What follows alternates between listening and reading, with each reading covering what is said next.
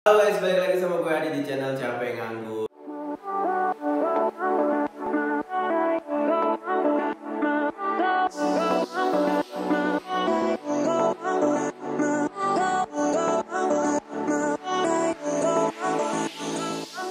Oke, tetap sehat buat teman-teman semuanya, jaga kesehatan, tetap prokes, ya semoga nggak ada yang kena covidan, semoga nggak ada lagi meninggal gitu ya. Aduh, gue ngeliat di sosial media begitu banyak berita-berita yang mengenaskan gitu ya. Sedih sih gue ngeliatnya, kayak aduh gue nggak mau lah kayak gini gitu ya. Siapa sih yang mau kayak gini? Kemudian juga kemarin rame banget itu drone video di TPU Rorotan khusus COVID-19, itu udah sedih sih. Oke, jadi stay safe, stay healthy, jaga prokes kalian, imun kalian dengan olahraga, makan teratur dan bla bla bla.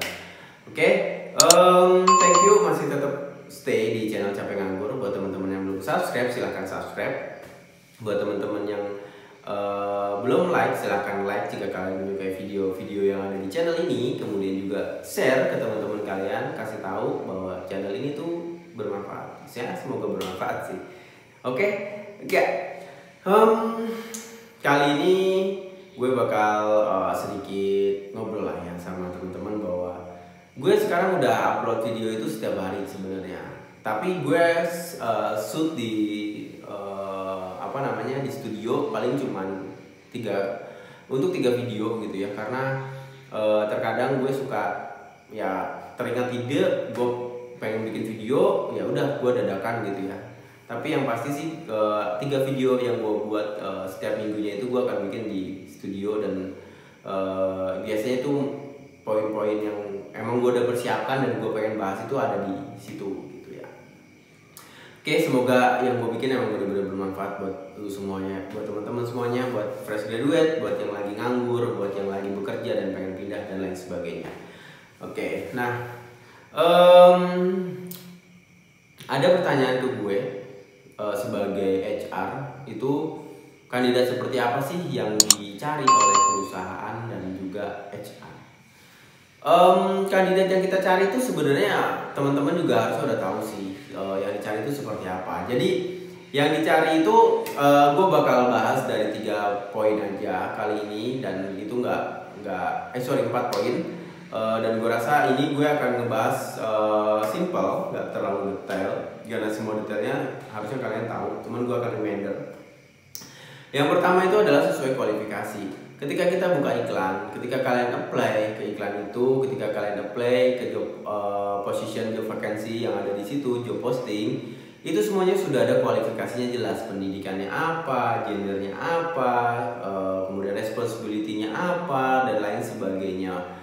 Yang work experience-nya itu berapa tahun, kayak gitu, itu semuanya udah ada. Jadi kita akan cari sesuai dengan kualifikasi.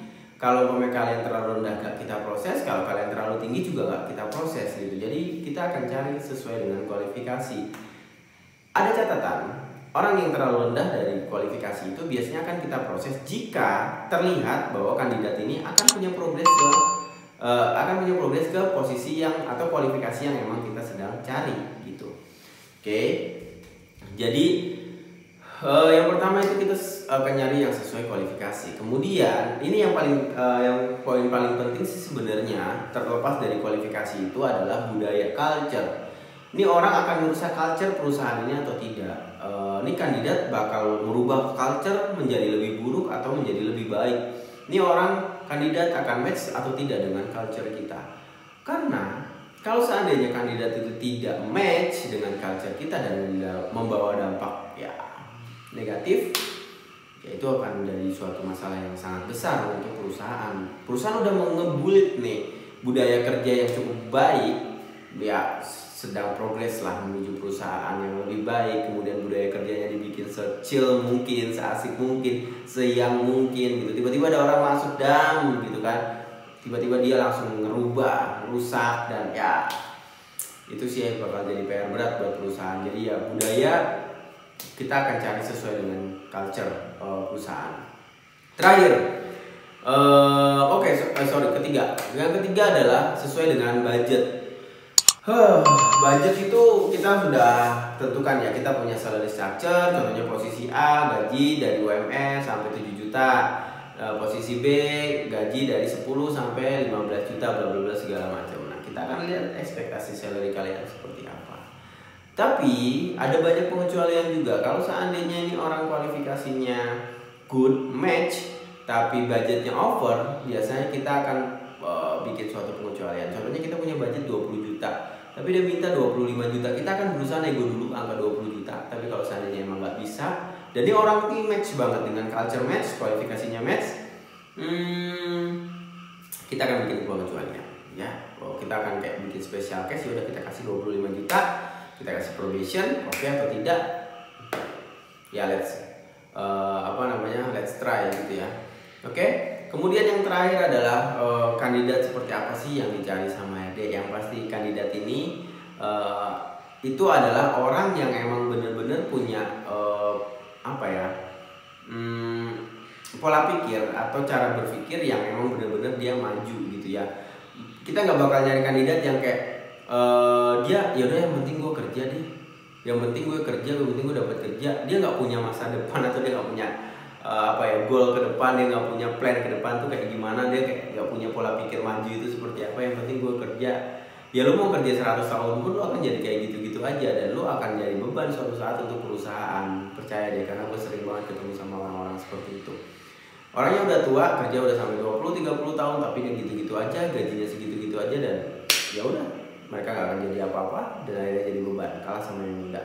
Oke. Itu aja yang gue bahas kali ini. Semoga bermanfaat. Yang pasti lu tingkatkan kemampuan diri kalian, tingkatkan pengetahuan kalian, tingkatkan cara dan pola berpikir kalian. Semoga itu bermanfaat untuk kalian. Kalau seandainya kalian tidak diterima di satu perusahaan A, semoga di perusahaan B, C, D lu bisa dapat peluang yang lebih baik, dan percaya sama Tuhan, lu gak dapat kesempatan kali ini, di kesempatan selanjutnya akan jadi yang lebih baik. Oke, thank you semuanya. Salam capek nganggur, karena nganggur itu capek.